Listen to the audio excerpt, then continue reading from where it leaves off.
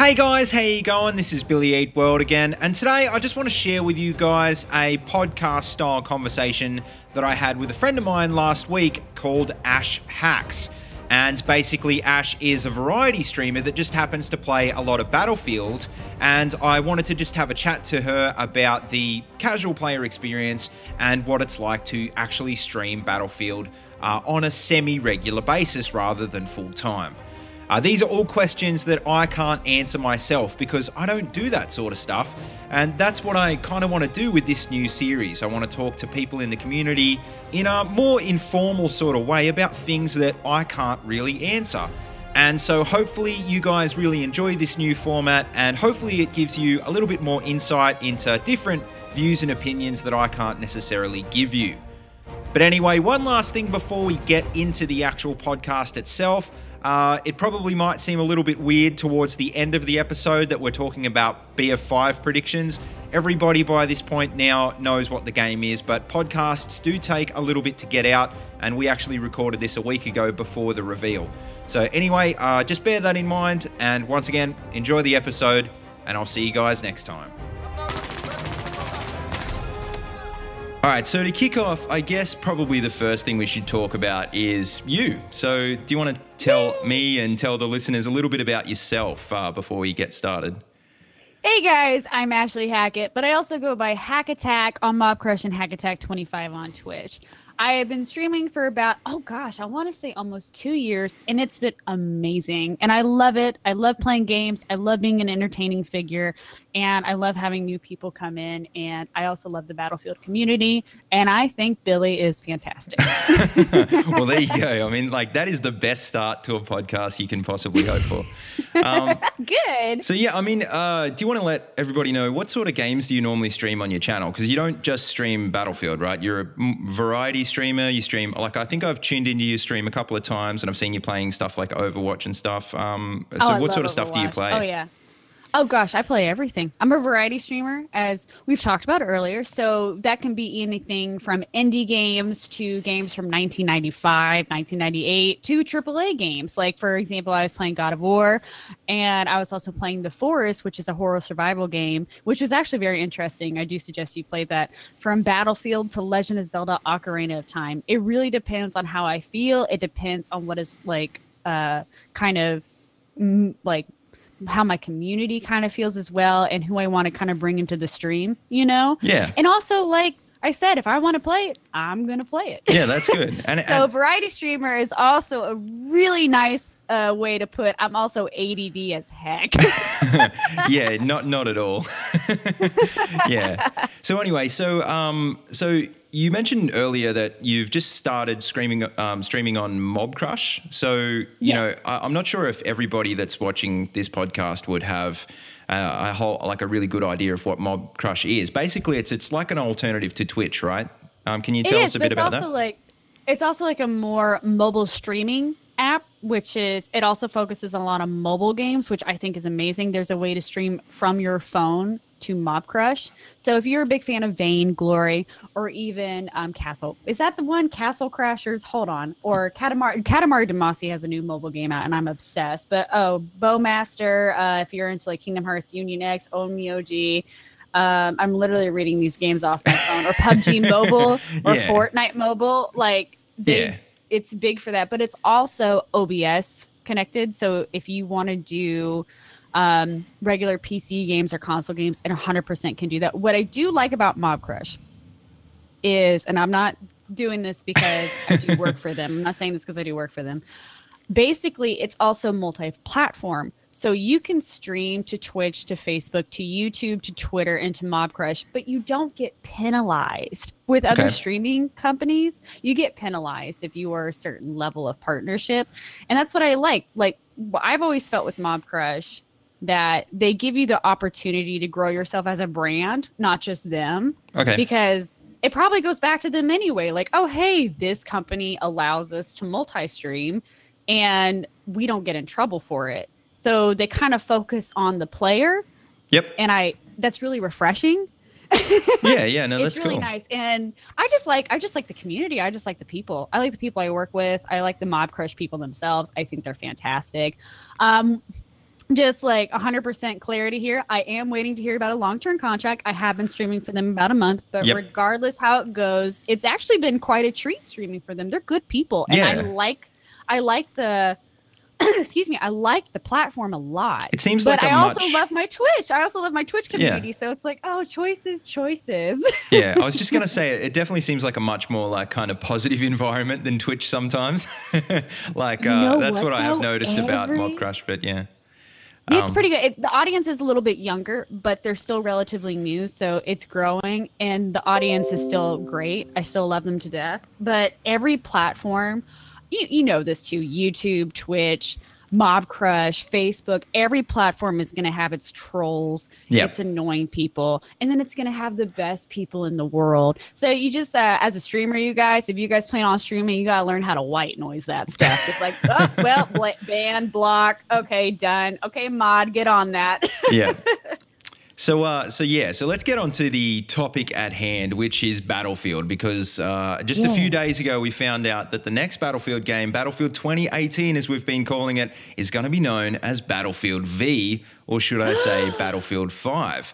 So before we go too much further into that, what was your first Battlefield game? When did you get into the series? Well, technically, I got into Battlefield. My first, technically my first Battlefield game is Battlefield Bad Company. And it was just, I played it at a friend's house and I liked it. But at that time, and it came out in 2008, I believe. At that time, I was more interested in Final Fantasy, Kingdom Hearts, Legend of Zelda, more action adventure RPG element games. And so I really consider Battlefield 1 to be my first true blue Battlefield game, because what happened was I met Dan Mitri and Jeffrey Braddock, who are amazing community people. Like, just a heads up, everybody, the Battlefield community is amazing. The Battlefield community managers are top notch. So I met him at E3. He's a great guy. We hit it off. He's like, hey, I'm gonna give you a code to Battlefield 1. And I was like, okay. And I played it and I instantly loved it. I loved it so much. It was just, I haven't really gotten into the multiplayer shooter games before, and after Battlefield I was like, oh, I'm sold, because it really goes to show, even as you grow, your taste can grow. You don't have to stick with one niche or game your whole life. If you're into RPGs, you don't have to be in RPGs your whole life. You can go into multi-streaming. You can go into I have Mob Crush on the mind. Multi-streaming. You can go into multiplayer. You can go into PC. You can go on to Elder Scrolls Online. You can do anything. People kind of try to pin you into things. It's like, no, as a variety streamer, that's also one of my things, is you can like anything. So Battlefield, back to Battlefield. Battlefield, I just instantly loved it. I like the community a lot. Like, I play with these ladies. I play Battlefield Ladies Night. It's fantastic. And it's just addicting. Yeah, I've definitely heard of those guys. A scout and assault. Those are my classes. Yeah, right. 100%. Okay. Yeah. Scout and assault. So scout and assault. So the cheap, easy close quarters kills and the cheap, easy long range kills, right? You know it, baby. That's how I like to do it. We cheap and easy. We need more like medic and support mains, I feel like, but it's all right. I'm cool with that. So many medics. All the people I play with are medics. Oh, They're okay. all medics. Yeah, so right. I'm like, y'all need me. So maybe it's just a point of view. Yeah. It's just a point of view. But everybody I know is a medic. It's interesting you say that, because, that's kind of like the topic of today's video, is we're talking about the new player experience, how casual players have reacted to Battlefield 1, and how DICE could possibly make Battlefield 5 better for, either casual players or more hardcore players like me. And the reason why, we're speaking today is because, like we mentioned earlier, I'm the sort of player who gets in and I play like a lot of Battlefield. I think in Battlefield 4 I put definitely more than 1,000 hours into it. Not so much into Battlefield 1, but I play a lot of Battlefield, and it's just nice to get a completely different perspective of someone who's come into the game like a lot more recently than I have, and also that doesn't necessarily play it as much as I do. So, I just want to get your raw perspective, because I know how I feel about Battlefield 1. I know how a lot of veterans feel about Battlefield 1. How do you feel about the state of Battlefield 1 as it is now? Do you like anything in particular? Do you have any things that you don't like, things that frustrate you? That sort of thing? I love the weapons. I love the weaponry. I love how it stays close to World War I. I also love the community. To be honest, because you have been playing for years and years and years, and I have maybe become a hardcore fan in the last year, you're going to pick up on a lot more nuances than I am. I think this is where I wish like they had a server where I can go back and play 1942, Bad Company 2, Bad Company Vietnam, so I can really be like, okay, now you understand the biggest differences between A, B, C, and D? Because to me, Battlefield 1 is great. It's awesome. It sounds so kiss ass, but it's like I don't have a lot of complaints. Yeah, because you have a much bigger basis than I do. Now, once we go from Battlefield 1 to Battlefield 5, and I go back to Battlefield 1, I'm sure there's going to be some things where they're going to be like, they improved that, they could have fixed this, et cetera, et cetera. So I am just the worst when it comes to critiquing Battlefield because I love it. Yeah, I'm that person.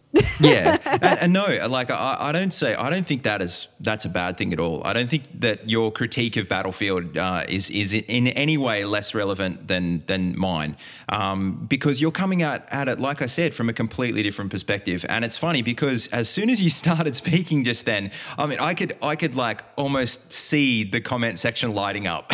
You know what I mean? Like, I know, like this is wrong and this is wrong, and how the fuck don't you realize that this is a problem? And you know what I mean? And it's just heads up, guys. 100% Billy's gonna have a way better idea. Me, I just go in, and that's me in general as a person. I am very just go in, just enjoy, and with several games, I have like, if I've been playing game for years, like Kingdom Hearts, Final Fantasy, then I have my opinions like, oh, the A, B, and C could have been fixed. This could have been better. Why didn't they go back to this? But with Battlefield and shooter games, just go in and have fun. And so in general, I'm guessing kind of what you're trying to say is that in general, Battlefield 1's pretty easy to get into. And if you've never really got deep into the Battlefield series before, it's basically a good game, right? The only time I've ever wanted to throw my controller at a wall was because of a better team. It wasn't because of the game itself. Yeah, okay. Well, or it was because of my lack of skills. Yeah, that's a really interesting perspective. And like I said, you know, I can see the comment section lighting up already, and a lot of the veterans I think are gonna think, you know, like kind of be at odds with that opinion. But like I said, that's your opinion, and you know, it's completely relevant and completely Seriously, valid don't because come you're after coming me. at it. I know I'm bugging a lot of people with that. No. I love the game. Yeah. But like I said, once I play Battlefield for further, Well, sorry, sorry, the internet's my computer coming in and out. Yeah, my computer fell asleep for a second there because I wasn't really doing anything. So, basically, I know that's not what a lot of people want to hear. They want me to, and usually I do. I like to come in with like a whole list of like all this stuff because I do like to review games, but. Like with this, Battlefield is kind of my one game where I just go in and I just enjoy. I just have fun. Yeah. And that to me, it's kind of a respite from a lot of games. That's the best way to put it. It's my respite. Yeah. And like I said, don't feel bad about that opinion. That's why you're here. That's why you're here to give us all of the, you know, veteran fans on my channel that have been with me since, you know, Battlefield 3, Battlefield 4, to give us, you know, a kind of lesson in what it's like to be a new player. But anyway, on to the next question. I just want to ask you, like as a variety streamer, obviously you stream a lot of different games. How does your audience like take to Battlefield 1? Do you think it's something that they like to watch? And if DICE could do anything to make Battlefield 5 better for the streaming audience, what do you think they would need to change? Well, first of all, my community loves Battlefield because I either... my reactions to the game. Yeah. Definitely. They enjoy that. And also the Battlefield games they draw a good community regardless. So I get a lot of cool people on my stream. I play with a lot of great people. It's just kind of an overall good feeling.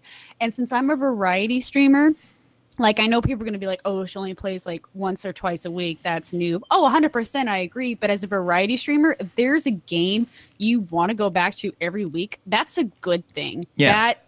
That's a huge compliment in itself because this is a game where I do this just for me. I love the community. They come in and it's just a good attraction and people love it. They love it. They love seeing me get better or get worse depending on the day.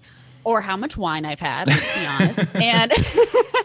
And the only thing I can say to DICE is, so what I love from a certain game called Warhammer Vermintide 2 is it had Twitch interaction, right?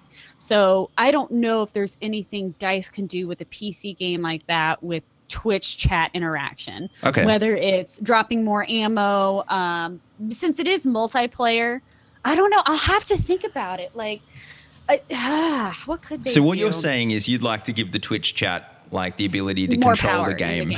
Yes, I that's think a really interesting thought. Maybe that's maybe that's like a new thought for you know, like commander mode in Battlefield 5. Yeah. Like, something more like that, because if it's multiplayer on both sides, it's kind of hard to do that, because then you are against, like, you know, team 1, team 2, team 3, team 4, and then you are also against a modded AI. It's a little bit like, so commander mode may be better, but I really enjoyed that aspect of Warhammer Vermintide where your audience can choose whether you get healed or whether you get attacked. That's that's interesting. It can be a shit show 100%. I mean, even just for example, I mean, you know, I play a lot of Company of Heroes too, and they have like the ability to like you know, they have like a Twitch overlay in game. Like, you know, just something like that would help out, I think, you know, and that way you don't necessarily have to kind of either tab in and out to different windows or have a second monitor set up or whatever, you know. And also, like, Battlefield has, like, it has a really good, solid Twitch community or streaming community. So I feel like tapping into that a little bit more and would be great, and it would attract more people as well. Yeah, for sure. So honestly, though, what DICE could do, I think, you know what? Anything I suggest, they're probably going to have put it in Battlefield V already. Yeah. I mean, I'm so excited. I'm so excited. But yeah, we're almost out of time. So we probably should get on to the very last question that I have for you, which is, you know, obviously Battlefield V is coming out, Battlefield 5, I should say. I'm going to get like, you know, shot down for that, like in the comments for the next couple of videos, I can tell you. But are there any other games apart from Battlefield 5 that you're keen for this year? Anything that's been announced so far? Anything you're keen, anything you're hoping for in E3 or EA Play in the next month or so? To be honest, a lot of the games that I was excited for, like God of War, A Way Out with the two brothers that EA released. Yep. That was phenomenal. They've already come out. God of War, A Way Out. The only one I'm really thinking about is Kingdom Hearts 3. Oh, and Anthem. I'm excited for Anthem. Yeah. That's what I'm excited for. But a lot of games that I was excited for this year, I think, have been pushed back to 2019, such as Last of Us 2 and Days Gone. State of Decay 2 just came out. I got to get my hands on that. What are you excited about? Well, good question, actually. Probably completely different things to you. Right? There's a sequel to Insurgency coming out. So Insurgency, if you've never played that, I really recommend that you should give this a go when it comes out. Insurgency is basically like Battlefield, except on like a little bit smaller scale. It's not quite Call of Duty, but it's not Battlefield. It's not as big as Battlefield. And it's like super hardcore. If you get shot once, you're dead. Do you know what I mean? I'm looking at it right now. Yeah. Oh, that's hard mode. It's really good. Hard mode. It's really good. But it's very similar to Battlefield. Like a lot of the game modes feel the same, but it's like really punishing. And it's when you first play it, you kind of get frustrated, but it's like it sucks you in because you want to get better at it. So yeah, anyway, Insurgency Sandstorm is coming out sometime this year. I don't think it's got an official release date yet, but it is coming out this year, and that's going to be really fun. And there's another game, actually, funny, speaking of World War II games, there's a game coming out really soon, actually, in the next couple of months called Postscriptum, which is basically a World War II shooter game. Once again, like super hardcore, very team-based and that sort of stuff. Obviously, the graphics aren't as good as Battlefield, but it's also a much more kind of mature game as well. So that should be pretty good. You know what? I'll go ahead and I'll get these games and we can play together and then we can geek out. But I also just looked it up. Anthem isn't coming out until late 2019. So I got some words I was going to say, I thought that was 2019. I know. I was hoping it was this year. But like I said, a lot of games that have been claimed to come out 2018 have been pushed back to 2019. I know Final Fantasy VII Remake has been pushed back to 2023. I cried in my pillow for about 2 hours. Yep. But you know what? Battlefield 5 or V will keep me occupied until Anthem comes out. But to be honest, I love Battlefield, and now it's like, am I going to have to, it's one of those things. Do I have to say goodbye to Battlefield 1 when V or 5 comes out? Probably not, but I love both. Not both. I don't know if I love 5 yet, but or V, but I love 1 so much. It's going to be interesting going from World War I to World War II with updated weapons and updated story. It's just a neat little storyline thing. If they do World War II, if they do Vietnam, then we're doing a huge jump ahead. Yeah. So, but like, yeah, I've just never had an emotional connection to Vietnam. I've always had more of a connection to World War II. So hopefully they go for WW2. If not, I'm still going to love it. I'm still going to enjoy it. And yeah, I say I'm going to play all these games come out 2018, but the next Battlefield is going to be my wife for a while. Do you know what I really hope though is, do you ever get that feeling when E3 rolls around and you say to yourself, there's this game coming out and there's this game coming out and they're all going to be so great, and then when they come out, you just buy them and never play them? I hate that. It's the worst thing in the world. And I'm hoping to have this like 1 year where, I'm excited for 3 or 4 games and I actually play 3 or 4 games instead of buying them all and they sit in my Steam library.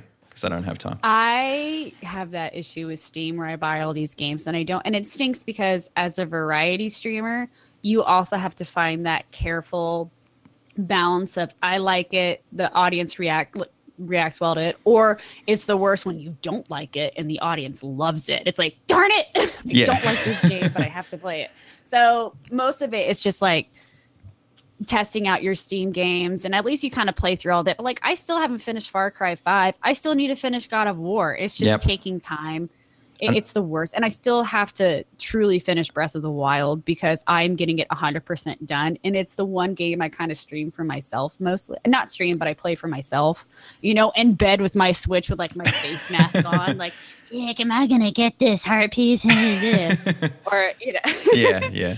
No, but I'm just so excited to see what comes out of EA. I really am. I'm excited for Battlefield so much. Battlefield 1 was so good to me. And I know I'm probably going to get lit up in the comments because there's going to be so many people saying, they could have done this and they could have done that. But I'm not expecting to be disappointed at all. I really am. Well, he's hoping anyway. Yeah, I'm definitely on that same boat. I trust them. I trust the Battlefield people. I trust them. I trust DICE. I'm like, I'm not going to worry about it. Yeah. I'm just excited. But anyway, we are out of time, unfortunately. So yeah, thank you so much for coming on the show. I really appreciate it. Thank you, Billy. Oh, this was so much fun. And Billy's really top notch, you guys. He's amazing. I love him. He's phenomenal. I could listen to him talk all day. See, we had a good start to the podcast and a good ending to the podcast. And with that, thank you guys for tuning in. Don't forget, you can hit the like button down below, hit the subscribe button down below, and all the other usual things. And until next time, obviously, see you later and have a good one.